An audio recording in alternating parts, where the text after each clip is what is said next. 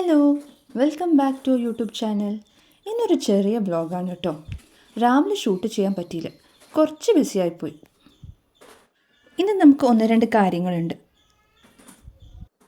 ഞാനിന്ന് ഒരു pumpkin rice recipe share ചെയ്യുന്നുണ്ട്. പിന്നെ ഈവനിങ്ങും ഞങ്ങൾ അമ്പലത്തേക്ക് പോകുന്നുണ്ട്. ഇതെല്ലാം ഒന്ന് കവർ ചെയ്യാൻ വിചാരിച്ചു. പിന്നെ നമുക്കൊന്ന് രണ്ട് മിനിറ്റും പറഞ്ഞിരിക്കാമല്ലോ. ഞാനിപ്പോൾ ഈ പണിയിലാണ്.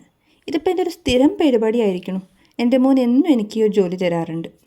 എല്ലാവരുടെയും വീട്ടിൽ ഇതന്നെ ആയിരിക്കുമല്ലേ, നെവർ എൻഡിങ് ക്ലീനിങ്. അപ്പോൾ നമുക്ക് ആദ്യം തന്നെ നമ്മുടെ പംകിൻ റെസിപ്പി നോക്കിയാലോ. ഒരു ചെറിയ പംകിൻ എടുത്തിട്ട് ചെറിയ പീസാക്കി കട്ട് ചെയ്ത് വെക്കുക. എന്നിട്ട് കുക്കറിൽ കുറച്ച് നെയ്യും 2 മണി ജീരകം ഇടുക. നമ്മുടെ വാഷ് ചെയ്ത പംകിൻ ഉണ്ടല്ലോ, അത് ഇതിലേക്ക് ചേർക്കുക. ഞാനിവിടെ ചെറുപയർ യൂസ് ചെയ്യുന്നുണ്ട് കേട്ടോ. ചെറുപയർ ഗുഡ് സോഴ്സ് ഓഫ് പ്രോട്ടീനാണ്. ഇത് രണ്ടും ഇട്ടിട്ട് 1 കപ്പ് വെള്ളം ഒഴിച്ചിട്ട് ഒരു 2-4 വിസിലെടുക്കുക. അതിനുശേഷം കുക്കർ തുറന്നിട്ട് നന്നായി സ്മാഷ് ചെയ്യാം. ഞാനിപ്പോൾ ഇതിലത്തെ ചോറ് ചേർക്കുകയാണ് കേട്ടോ. എന്നിട്ട് എല്ലാം കൂടി നന്നായി മിക്സ് ചെയ്യാം. എന്നിട്ടൊരു മിക്സിയുടെ ജാറിലിട്ടിട്ട് 2 അടി. നമ്മുടെ പംകിൻ റെസിപ്പി റെഡി. നല്ല ന്യൂട്രീഷൻ വാല്യൂം ഹൈഡ്രേഷൻ തരുന്ന റെസിപ്പിയാണ് കേട്ടോ. എന്തായാലും ട്രൈ ചെയ്യണം. എൻ്റെ അച്ഛനും അമ്മയും മോനെ കൊണ്ട് വല്യച്ഛൻ്റെ വീട്ടിലേക്ക് പോയിരിക്കുകയാണ്. ഞങ്ങളുടെ വീടിൻ്റെ തൊട്ടപ്പുറത്താട്ടോ വല്യച്ഛൻ്റെ വീട്. എൻ്റെ മിക്ക വീഡിയോസും നിങ്ങളിങ്ങനെ പച്ചപ്പ് കാണാറുണ്ടല്ലേ. ഇപ്പം നിങ്ങൾക്ക് മനസ്സിലായിട്ടുണ്ടോ, ഞാനൊരു നേച്ചർ ലവറാണ്. എവിടെ പച്ച കണ്ടോ ഞാൻ അപ്പം ഫോട്ടോ എടുത്തിരിക്കും. എനിക്ക് നേച്ചറും സ്കൈയും എൻ്റെ ഒരു വീക്ക്നെസ്സാണ്. ഇപ്പം എൻ്റെ ബേബി അമ്മയുടെ അച്ഛൻ്റെ അടുത്തായതുകൊണ്ട് എനിക്ക് കുറച്ച് ഫ്രീ ടൈം കിട്ടി. ഞാനത് യൂട്ടിലൈസ് ചെയ്യാൻ വിചാരിച്ചു. ആ ഒരു ഗ്യാപ്പിൽ ഞാൻ വിചാരിച്ചു പഠിക്കാമെന്ന്. നിങ്ങൾക്കറിയാലോ, ഞാനിപ്പോൾ മെറ്റേണിറ്റി ലീവിലാണ്. കുറച്ച് മന്ത്സും കൂടി ഞാൻ എക്സ്റ്റെൻഡ് ചെയ്തിരിക്കുകയാണ്. ഞാനൊരു 1.5 years ആയിട്ട് ലീവിലാണ് കേട്ടോ. പ്രഗ്നൻസിയിൽ കുറച്ച് കോംപ്ലിക്കേഷൻസ് ഒക്കെ ആയതുകൊണ്ട് ലീവ് എടുത്തു. പക്ഷേ ഇനി തിരിച്ച് ജോയിൻ ചെയ്യണം.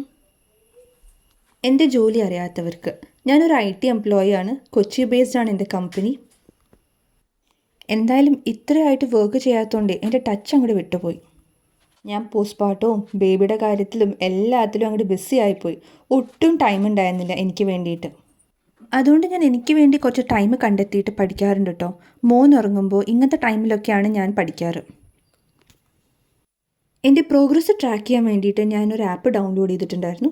അപ്പോൾ ഞാൻ ഓരോ ദിവസം എത്ര കംപ്ലീറ്റ് ചെയ്തു ഞാൻ അവിടെ ട്രാക്ക് ചെയ്യും. അതെനിക്കൊരു മോട്ടിവേഷനാണ് കേട്ടോ. എനിക്ക് നമ്മുടെ പുതിയ അമ്മമാരോട് പറയാനുള്ളത്, നമ്മൾ എപ്പോഴും ബിസി ആയിരിക്കും. ബേബിയൊക്കെ ആയതിനു ശേഷം നമുക്ക് ഒട്ടും ടൈം കിട്ടില്ല. പക്ഷെ അതുകൊണ്ട് നമ്മളെ തന്നെ മറന്നു പോകരുത്. നമുക്ക് വേണ്ടി നമ്മൾ ടൈം കണ്ടെത്തി നമുക്ക് ഇഷ്ടമുള്ള കാര്യങ്ങൾ എന്തെങ്കിലും ചെയ്യാം. നമ്മുടെ തനി മലയാളിയിലെ ഐഷ ചേച്ചിയുടെ വ്ളോഗ്സ് കണ്ടിട്ടാട്ടോ എനിക്ക് യൂട്യൂബ് തുടങ്ങണമെന്നൊരാഗ്രഹം ഉണ്ടായിരുന്നത്. താങ്ക് യു ചേച്ചി ഫോർ യുവർ ഇൻസ്പിറേഷൻ. ഞാനൊരു അമ്മയായതിനു ശേഷമാണ് കേട്ടോ കുറേ കാര്യങ്ങൾ പഠിച്ചത്. ഞാൻ എൻ്റെ ടാസ്ക് കംപ്ലീറ്റ് ചെയ്തു. ആ സന്തോഷമാണ് കേട്ടോ എൻ്റെ മുഖത്ത്. എന്തായാലും ഞാൻ മുകളിൽ വന്നു പഠിക്കാൻ. അപ്പോൾ ഞാൻ വിചാരിച്ചു മുകളിൽ ഉണക്കാത്ത തുണികൾ എടുക്കാൻ. പിന്നെ മുകളിലേക്ക് കയറണ്ടല്ലോ അതെടുക്കാൻ. അമ്മയായതിനു ശേഷം ആദ്യം പഠിച്ച പാടാണ് കേട്ടോ മൾട്ടി ടാസ്കിങ്. എങ്ങനെ എഫിഷ്യൻ്റ്ലി കുറേ കാര്യങ്ങൾ ചെയ്യാമെന്ന്. നമ്മളെപ്പോഴും എങ്ങനെ ഒരു പെർഫെക്റ്റ് അമ്മയാവാമെന്ന് ഇങ്ങനെ നോക്കാറുണ്ടല്ലേ. But perfect mother doesn't exist. എല്ലാവരുടെയും പാരൻറ്റിങ് ഡിഫറെൻ്റ് ആണ്. നമ്മൾ ഡേ ബൈ ഡേ ആ ഫ്ലോയിൽ ഇങ്ങനെ പഠിച്ചു പോവും എങ്ങനെയാണ് നമ്മുടെ കുട്ടികളെ വളർത്തേണ്ടതെന്ന്. ഞാൻ എൻ്റെ ടാസ്ക് കംപ്ലീറ്റ് ചെയ്ത റിവാർഡിൽ ഒരു എള്ളുണ്ട കഴിച്ചു കേട്ടോ. അപ്പോഴേക്കും അമ്മ അവന് ഫുഡ് കൊടുത്തിട്ടുണ്ടായിരുന്നു. അവനിപ്പോൾ അതാ കളിയിലാണ്.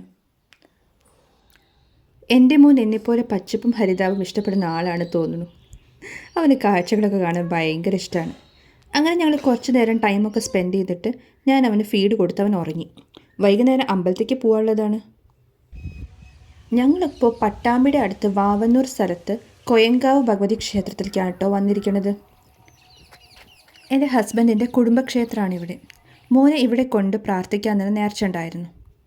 ഈ അമ്പലത്തിൻ്റെ ചുറ്റും 4 സൈഡ് പാടാണ് കേട്ടോ. അതോടെ ഭയങ്കര ബ്യൂട്ടിഫുൾ ആയിട്ടുള്ള ഒരു ആംബിയൻസും അറ്റ്മോസ്ഫിയറും ആയിരുന്നു. ഞങ്ങൾ പ്രാർത്ഥിച്ചിട്ട് കുറച്ച് നേരം അവിടെ ടൈം സ്പെൻഡ് ചെയ്തു. ഈ അമ്പലത്തിൻ്റെ തൊട്ടടുത്തൊരു അമ്പലക്കുളം ഉണ്ട് കേട്ടോ. നിറച്ച വെള്ളമൊക്കെ ആയിട്ട് നല്ല ഭംഗിയുണ്ടായിരുന്നു കാണാൻ. എനിക്ക് എത്ര വിവരിച്ചാലും മതിയാവണില്ല. നിങ്ങളൊരു നേച്ചർ ലവറാണെങ്കിൽ എന്തായാലും ഇതൊക്കെ ഇഷ്ടപ്പെടും. ഞാൻ ഈ വ്ളോഗ് ഇവിടെ അവസാനിപ്പിക്കുകയാണ് കേട്ടോ. എല്ലാവരും ലൈക്ക് ചെയ്യണം, ഷെയർ ചെയ്യണം, സബ്സ്ക്രൈബ് ചെയ്യണം. അടുത്തൊരു വീഡിയോ ആയിട്ട് കാണുമ്പോഴേക്കും ബൈ.